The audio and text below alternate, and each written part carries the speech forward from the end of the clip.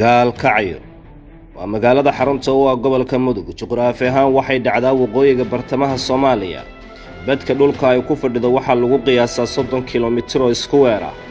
Waa magaalo ka mid ah magaalooyinkii Soomaaliya ay saameeyeen dagaaladii sokeeye ee qabiilka salka ku hayay burburkii dawladda dhexe kadib.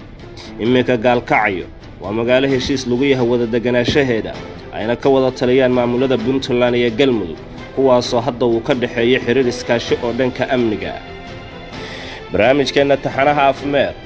waa fashilka iyo qabashada shabakado argagixisada al-shabaab ka tirsan oo waqooyiga iyo koonfurta magaalada gaalkacyo laga soo bilaabo sanadii 2008 ka geystay kana bilaabay dilal madax jabin ah, qaraxyo gaadiidka la iskugu dhajiyo, gawaari qudhooda meel lagu qarxiyo. dilalka iyo qaraxyadii ugu badnaana waxa laga geystay waqooyiga magaalada gaalkacyo ee ay Puntland ka arrimiso. badi waxaa shirqolladaasi lagu dhakray haldoorkii iyo aqligii waqooyiga magaalada gaalkacyo ha noqdaan madax dawladeed, saraakiil ciidan, ganacsato, nabadoonno, aqoon-yahano, haween iyo hoggaan dhalinyaro oo aad u firfircoon. geeridu marbay nolosha dhaantaaye inta ay dileen waxaa ka daran inta ay duleysteen oo leh nabadoonno, ganacsato iyo qaybaha kala duwan ee bulshada kuwaasoo heerka dulinimo ee ugu sarreeya la gaarsiiyey abid. aadna ka garan kartid in la yiri kama qayb geli kartaan aaska haldoorka indhaha u ahaa bulshada ee argagixisadu ay sida fulinimada u dileen. waxaan idin sheegayaa odayaasha aan fiitada siinay oo nabadoonnada ah 120 kaar odayaal u sii dhiibnay hal oday kama fadhiyo oo ehelna ah gobolkana ah kulligood jifidayadii ah mid kama joogo. oday waliba wuxuu leeyahay laba reer, laba guri oo ganjeelo waaweyn iyo baabuur ugu socdo. nolol iyo xayaatuna sidaa ku raba. odayaasheeda aan qaraabadanahay waxay ku ducaysan jireen markay salaada assalaamu calaykum yiraahdaan ilaahu gunaha naga dhigay. gunnimada ka weyn nin weyn oo laga soo wacayo maxay meesha leh hadda niman baatiga cabdi qaybdiin lahaa barihe wiil yar oo usan aqoon soo wacayo oo leeyahay waa ku jeeda daanyeeriyo inaad tacsidii daba ka riix tagtay oo dib u dhuuntay. gunnimada ka weyn oo labada reer iyo labada guri oo ganjeelada leh iyo gaariga uu ku xaragoonayo oo ka weyn oo raadinayo maxay tahay yaani nafta ku jirta qiimo male qiimo beesh. taariikhdu waa qormaysa. waxaa iga su'aala dadka reer gaalkacyo miyaysan ogeyn in geerida iyo noloshuba ay gacanta Rabbi ku jirto? miyaysan ogeyn in nolosha dulinimada ay dhaanto sharaf ku dhimashada? taas markaanu ka nimaano waxaa intaas dheer qaadista lacago baada oo si joogto ah looga qaado cadadkeeda saxda ah la aqoon. waxaana argagixisadu lacagahaas ugu yeertaa sakawaad, balse waa nafku bedelasho. maalinba meel ha joogto cabsida argagixisadu ku beertay reer Mudug ee bareesamaadkii xiniyaha iyo geesinimada lagu tuhmi jiray. xogo la isku halayn karo oo barnaamijka afmeer la hadlay waxa ay tilmaamayaan in qaybo ka mid ah nabadoonnada gobolka Mudug ay markii dambe u bareereen in al-shabaab heshiisyo amni la saxiixdaan muddada u dhaxaysay 2017-2018.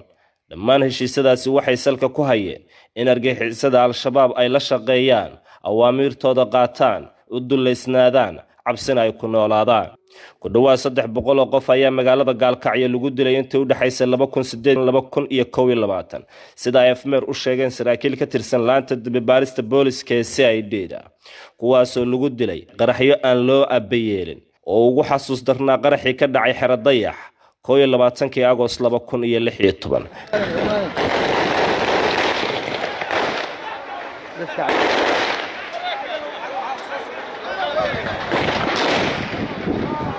taasoo ay ku dhinteen ku dhawaad 30 ruux oo iskugu jira ciidan iyo dad shacab ah. waxaa intaas dheer dilal madax jabin ah intii u dhaxaysa salaada maqrib iyo salaada cisho kadib. qoysas aan yaranayaa xilli xun loo soo sheegay geerida ehelkooda. caruur aan tiro lahayn ayaa la barortay dilka aabbahood ama hooyadood oo si arxan daraa loogu dilay meel ka mid ah magaalada gaalkacyo.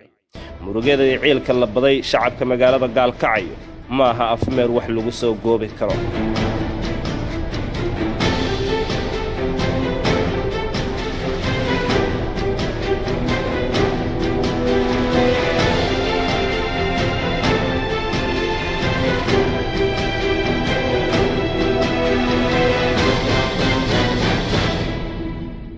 intaasi waa waxaad og tahay ma kuu sheegaa hase yeeshee ahmiyadda barnaamijkeenna bishii May 2019 kormeerkii guusha horseeday ee isbeddelka amni ayuu magaalada Gaalkacyo ku yimid madaxweynaha dowladda Puntland Siciid Cabdullaahi Dani iyo wafdi uu hogaaminayo. Kormeerkaasi waxa uu heliyay kulamo uu madaxweynuhu ugu kurgalayay xaaladda gobolka Mudug, waxaana uu la kulmay isimada, ganacsatada, nabadoonnada iyo qaybaha kala duwan ee bulshada magaalada Gaalkacyo. kulamadaasoo idil waxa madaxweynaha iyo wafdigiisa waxgaradka gobolka Mudug u gudbiyeen cabasho la xiriirta jariimada aadka u foosho xun ee argagixisada al-shabaab ku hayaan gobolka Mudug. maalintaasi wixii ka dambeeyay waxa madaxweyne Dani uu isbedel buuxo oo dhinac walba saameeyay uu ku sameeyay maamulkii gobolka, saraakiishii laamaha amniga. waxaana xilligaasba uu soo magacaabay mas'uuliyiin iyo saraakiil cusub oo carcartooda leh, waana bilowgii go'aankii howlgalka sifaynta al-shabaab ee gobolka Mudug. hadal dhabtii la arkay natiijadiisa ayuu madaxweyne Dani ka yiri magaalada Gaalkacyo intii uu kormeerka ku marayay qaybo ka mid ah magaalada, kaasoo ahaa jilib iyo jamaama Gaalkacyo looga talinayo oo macnaheedu yahay argagixisada wax fursada ugama banaana magaalada Gaalkacyo. maanta argagixisada Gaalkacyo ku xididaysatay xilligaasi waxa ay noqdeen kuwa cadaaladda la hor keeno iyo kuwa baxsada oo raadkooda la hayo. waxaan aad iyo aad runtii aan halka ula yaabay adduunku waa isbedelayaa. reer Mudugii qayb baa baqdaa la yiri, baqdin kuma ogaan jirin. marka baqdinta laga sheegayo waxa hadalkaas beesha ma galo, waa lagu ceebaynayaa waan u maleynayaa. baqdinta la iska daayo, dalkan dadkiisa iska leh, cid ma u imaanaysa ma jirayso, cid aan dadkiisa hayn oo xukumaysana ma jirto. runta inay sheegayaan cid kastoo isku dayda ama jilib ha joogto ama jabaab ha joogtee reer Puntland ayagaas xukumaya. nin meel kala jira ma xukumi doono ilaahay idinkiisa. idinkana waxaan laga rabaa inaad arrintaas u dhignugulaataan. bidaar sabiq way kugu gashaa baa la yidhaahdee waxaan jirin iyo intiina la tustuso inaan meelaha laga soo madmadow aan jirin intii farta lagu fiiqo inaan niila soo dhuuman baa iyadana ka digayaa.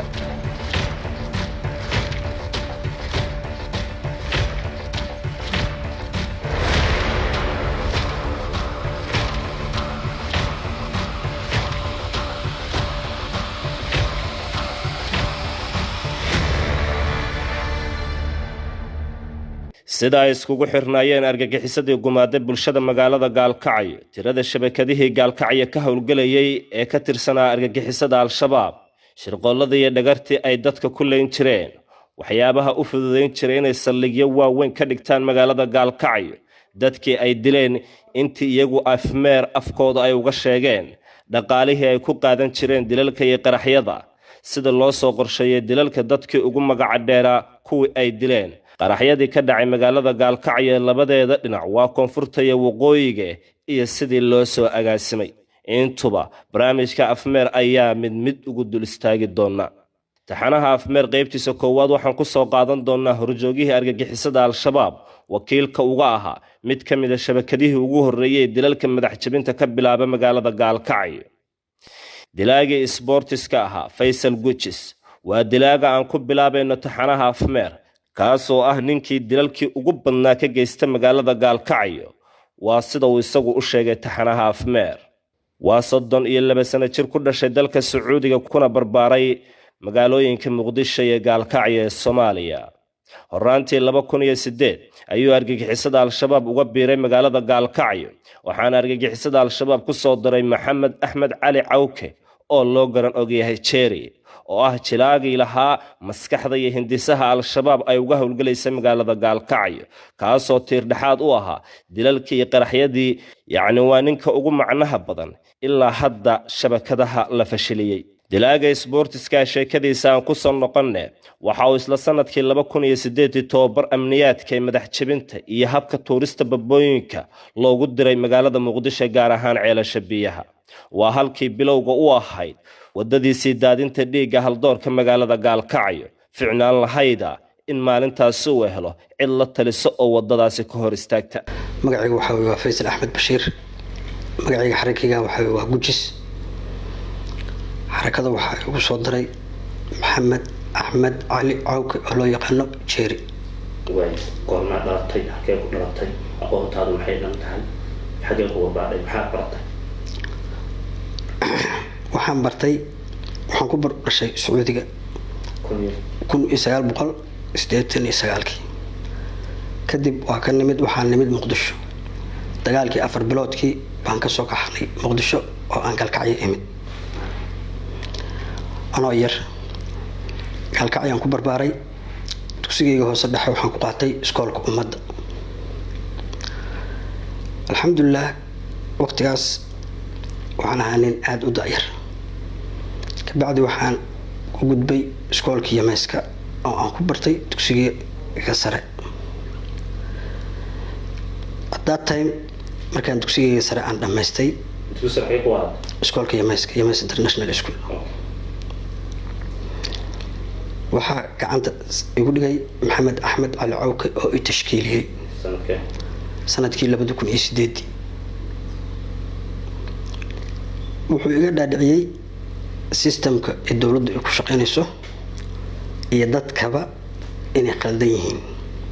hadaa tahay marka aqligayga ma kala go'in sida maanta wax u kala garanayo uma kala garaneen fikir khaldan buu iga dhaadhiciyay oo ah dadkan inay yihiin dad gaala ah dawladda iyo shacabkeedana ay yihiin dad aan cadaaladda iyo sinaanta midnaba aan aqoon oo mar walba dadka dulmiya wuxuu iga dhaadhiciyay hawsha uu ii idmaday ama wuxuu igu tashkiiliyay ahayd in aan noqdo groupkiisa shabaabka ah markaas fikirkayga ma kala go'in fikradu igu shubay baa si khaldan wax u fahmay markaas nin daayar baa ahaa alxamdulilah rabbil caalamiin reer baan yeeshay dad walaalaa baa ila dhashay ayadoo cunno ay ogeyn baa magaalada ka anbabax 2008 bishii 3aad oo aan aaday Muqdisho si aan u soo qaato tababarka amniyaadka oo madax jabiska ah iyo qaabka loo tuuro bambooyinka asagoo igu hagaya ninka mudiirka ah ama macalinka wax tababara oo igu hagayo oo yiri wiilkii gaari baan soo saaray safar dheer kadib Muqdisho anoo nabadaan tagay waxaan tagay Muqdisho waxaan ku degay xaafad oo ii tilmaamay jeeri iyadoo hooyaday ay degan tahay walaalahayna ay degan yihiin maalin kadib waxaa ii yimid baabuur oo liiri ninkii jeeri soo dirso adiga ma haa way soo baxbaalay sidii ma isku raacnay waxaan aadnay ceelasha biyaha meeshaas taqriiban meel aan ku qiyaasayo 5 kilomitir ceelasha biyaha waxay ka tahay waqooyi galbeed meesha tababarkana lagu siiyay markaas waxaa nala baray qaabka bistoolada loo qabsado iyo sida qofka loogu dilo bistoolada 2 biloodna waxaa nala barayay habka loo tuuro bambooyinka F1 yaa kugu soo dhaweeyay meesha tababarka waxa igu soo dhaweeyay macalinka magaciisa saddexan baan ahayn waxaa la dhahaa Abu Mustafa laakiin lahjadiisa markaan sii fiiriyay wuxuu ahaa nin Soomaali sujuu ah tababarkii markuu ii dhamaaday waxaan ku ahayn meesha 5 qof 5teena nin boqol buu deganaa nin wareysan karana ma jirin nin kale isxaq wareysanay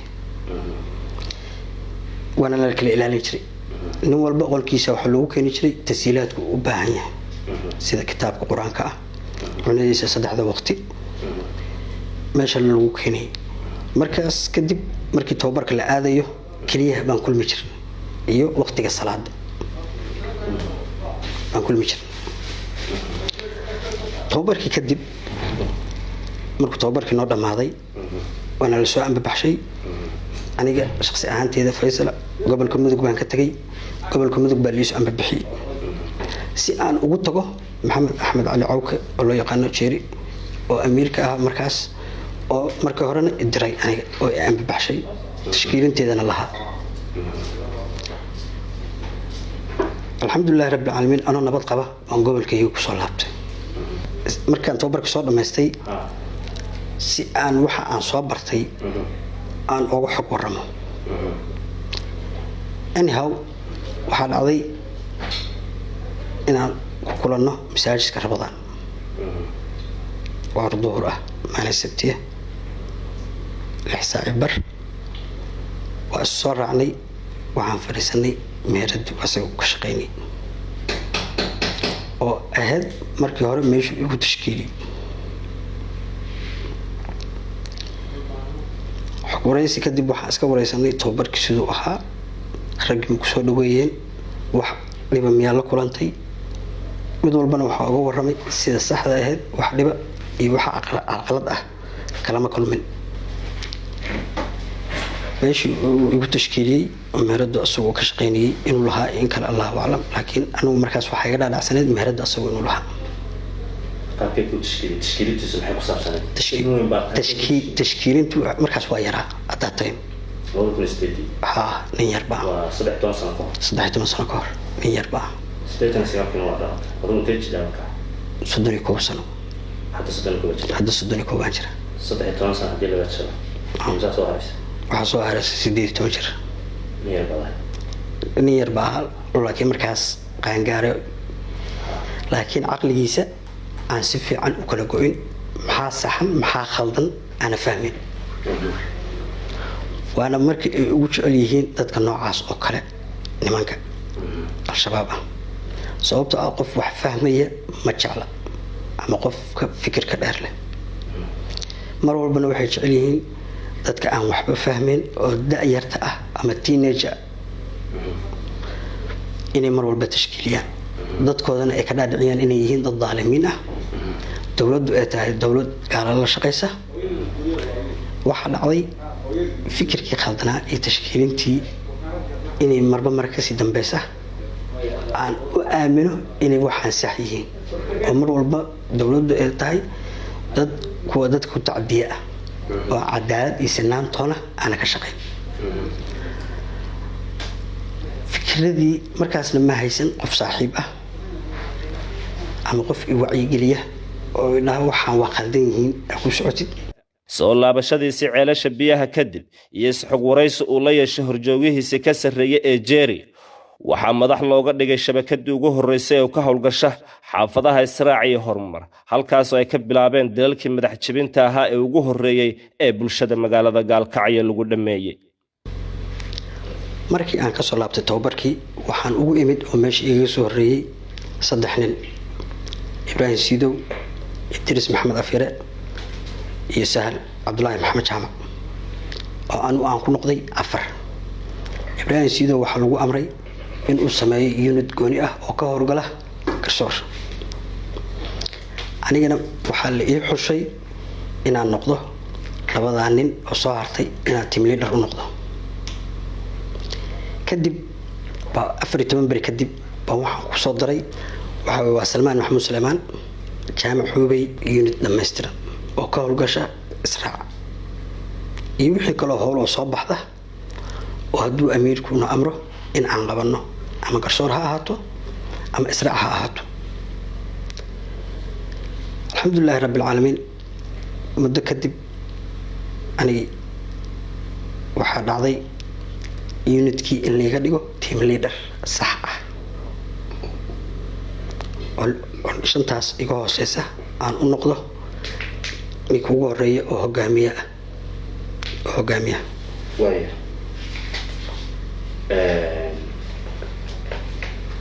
saasa waxa u noqoteen inuu dhammaystiran waxa uu si kalsooni iyo deganaan ka muuqato u sharaxaya qorshaha dhagarta iyo sida loo maleego dilalka madax jabinta ah ee bulshada haldoorka u ahayd magaalada Gaalkacyo waxa uu mid u sharaxaya marka la doonayo in la dhagro qof aan ilaalo lahayn iyo kan ilaalada leh qudhiisa oo hab ka duwan kii hore loo wajahayo waa kan isagoo sharaxaya dhagartii iyo khiyaanadii ay dadka reer Gaalkacyo ku dhameeyeen alxamdulillahi rabbil caalamiin howlgalka waxa habeen aan ugu dooranay waxa ahayd waa madow hadii howlgalka maalin la dhaho qof walba arkay meeshan waa Gaalkacyo ila aqoonsado baladi dayaha qofkaas waxa ku soo hartay habeenka la howlgalayo positionada la kala leeyahay ama qaabka wax loo dilayo alxamdulillahi rabbil caalamiin laba qaab waajid ah oo dadku lagu dilayo oo madax jabiska ah marka koowaad qofka la dilayo ama la rabo in la dilo waa la sahmiyaa oo rag baa u xilsaaran sahmintaas. sahankaas muddo waxaa la siiyaa 3 beri ama 4 beri. 4 beri oo la sahminayo amarku wuxuu ka imaanayaa maxamed axmed cali cooke oo loo yaqaano jeeri. qofkaas waa la dabagelayaa CV-giisa la soo ogaanayaa. CV-giisa markii la soo ogaado qofkaas waxaa dhacaysa in la sameeyo 2 habeen oo extra ah meelaha uu tagayo sida inuu hub wato iyo in kale. okay, qofku hadduu yahay qof shacab ah ama staff uu leeyahay 2 qaab wey. qofka markuu shacabka yahay oo la soo ogaado xogtiisa kadib baa waxaa loo howlgalayaa 3 nin. qofka markuu shacabka yahay 2 hawsha ay leedahay oo mid hadduu baqo kan kale u fuliyo oo u dhammaystiro ama u qalqalo. midna wuxuu gacanta koowaad iyo gacanta labaad. haddii gacanta koowaad uu baqo ama cabsi laga dareemo si gacanta labaad ee hawsha u dhammaystirto. qofka saddexaad waa qofka sahminaya oo dadka marin habaabinaya oo dhahaya nimankii meeshaani ka baxeen. waxaa ku soo hartay qofka markuu hub wato ama uu yahay qof dhiifoon ya hubinta meedka waxaa leh ninka sahminta ah oo saddexaad baa shaqooyinkaas oo dhan isku leh. okay, qofka markuu staff wato tusaalahaan waxaa lagu baxayaa 5 nin. 5 nin qofkaas positionka qof walba position buu leeyahay. positionka koowaad haddii 5 ma hubaysna waxaa hubaysan at least 3 ama 2. laakiin muhiimaddu waxa ay tahay hawshaas in la fuliyo. okay, 5 nin haddii markaas hubka la haysto ay ku filan tahay waa laga badsan karaa oo isku tababar ay yihiin nimanku. waxaa dhacaysa qofka meesha uu marayo inay tahay meel iftiina. 3 qof oo ugu horeysa oo marinka ninka uu marayo ay taagan yihiin ayagoo isku mashquulinaya si inay ciyaara ka sheekaysanayaan ama ay banooni ka yimaadeen oo ay daalan yihiin oo meesha ku sheekaysanayaan. qofkiina ma fahmayo inuu asaga loo socdo. waa u gudbay tusaalahaan wadadii uu galayo waxaa uga horeeya qof kale. qofka kale ninkan markuu u daba maro hadduu difaac ku jiray wuxuu aaminayaa in aan asaga loo socon oo suspectiga uu qabay badnaa ama dhiifanaantii habacsanaan baa la dareemaya. habacsanaanta markii la dareemo ninkii ma tegina ninkiibu haddana soo dabagalayaa. ma soo dabagalay kan kale oo luuqa diyaar ku ah bistoolada already oo u raacsantahay xabadda gacantuna ku haystaa. at the moment markuu ninka garab marayo oo isdhaafi rabaan xabadda koowaad ama madaxa uga aado ama wadnaha uga aado ama lugta uga aado ninkaas horta xabadda bilaabay. ninkii kale oo ninkii soo daba socday baa ninkan inta daba maro ninka madaxa ku dhufanaya. waa hadduu hubaysan yahay. hadduu staff watana 5 tubo waa la howlgalayaa. ninka ugu horeeya markuu uu daba maro luuq waa looga hormarayaa. ma looga hormaray staffka already waxaa daba taagan 2 nin oo iska dhigaysa niman wadada ayagana maraya. waxay sameynayaan ninkii markuu u soo maro oo loo baahan yahay waxaa dhacaysa ninkan luuqaanu ka soo baxa. at the moment uu ka soo baxaya ninkan staffka ah kama dhaadhacsana ninkaana loo socdaa. 2na waxay ka dambaysaa staff. waxay iska meeshan waa luuqna qof ka saamara waana mugdi. magar even hadduu staffka xataa horeeyo already nin baa diyaar u ah inuu staffkaas meeleeyo oo xabadda u dhufto. number 1. number 2 wuxuu leeyahay ninka marka staffka loo yahay inuu asna u dilo. waxaa dhici karta staffka iyo ninkaba inay hubaysan yihiin. at the moment 5 tuba waxay ku soo galayaan sida aan sheegay 3 gadaale iyo 2 hore. ninkii markuu staafka u wato saasina wax walba ay ku dhacayaan waana sida tababarka naloo siiyey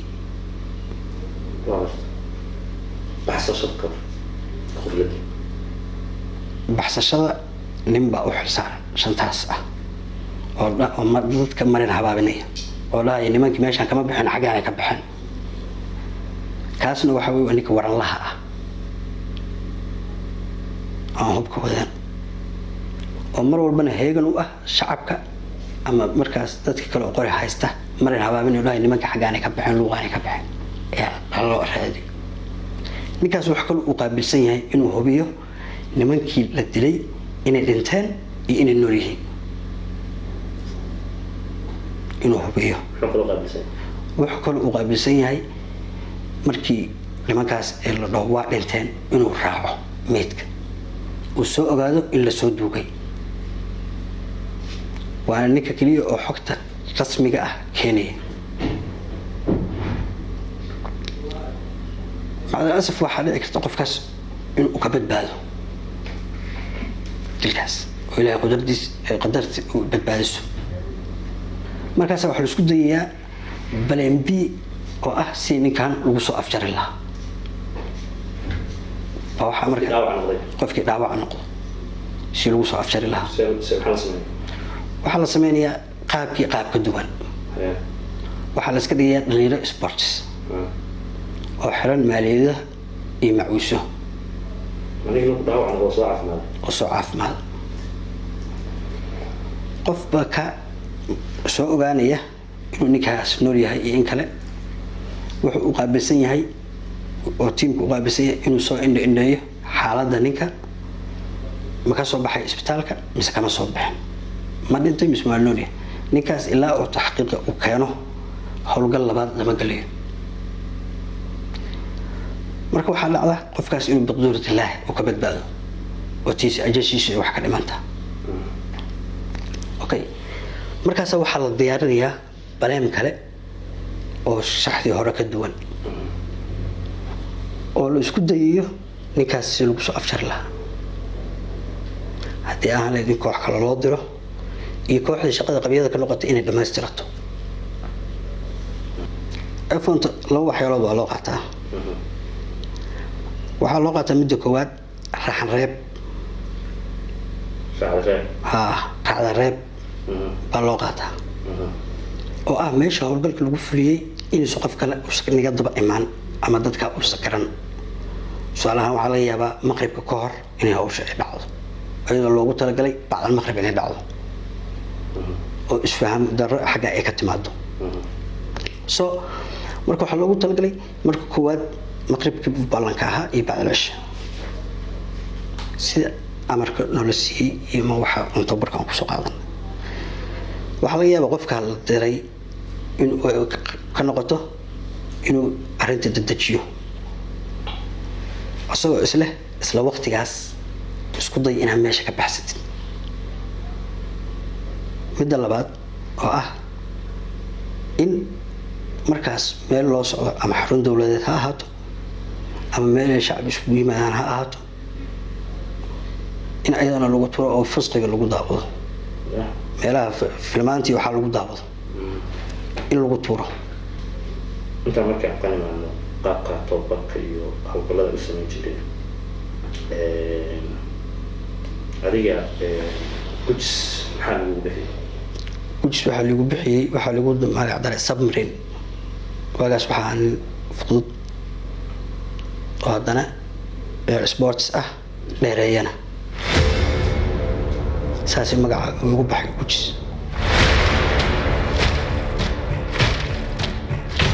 aniga ka faysal ahaan faysal axmed bashiir oo faysal gujis ah waxaan gacanta koowaad aan lahaa 15 qof inta hadda aan ka xasuusto